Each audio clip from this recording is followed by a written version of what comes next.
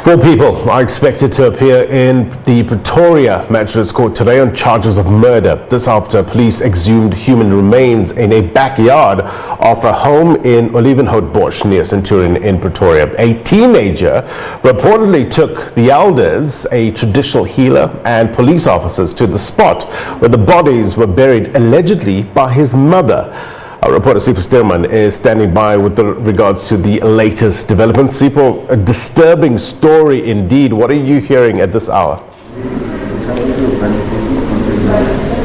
Well, a very good morning to you, Blaine, and our viewers at home. Are you quite right? It's a very disturbing story and quite bizarre, and it sounds like something that comes out of the local soapies, but it seems to be reality. As you mentioned there, a 17-year-old teenage boy confessed to a sangoma that he was consulting about these murders that he allegedly committed with his mother in several years back. And what subsequently happened is that the local sangoma, realizing that what this boy is confessing is a crime, and then called a community leader who we understand is Homo Zokalushi. And then Homo Zokalushi came to the sangoma's home and also pretended to be a sangoma alongside with the original sangoma, and then the boy then confessed to these crimes that he allegedly committed together with his mother, and that they buried those three bodies in their backyard. So once that confession was made to the community leader, then they managed to convince a 17-year-old teenage boy to make a formal confession and go to the police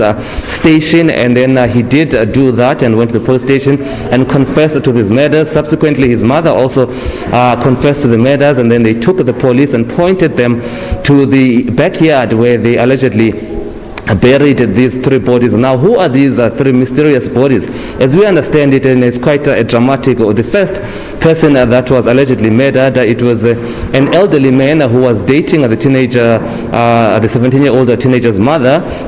They had a lover's quarrel, and then it led to the elderly man being murdered, and then the mother subsequently then had a new boyfriend, and the new boyfriend was aware of the first murder. So the new boyfriend wanted to confess these murders, the murder that had taken place. So realizing the risk, the mother and the teenage son then decided, let's get rid of the new second boyfriend. So that's two murders.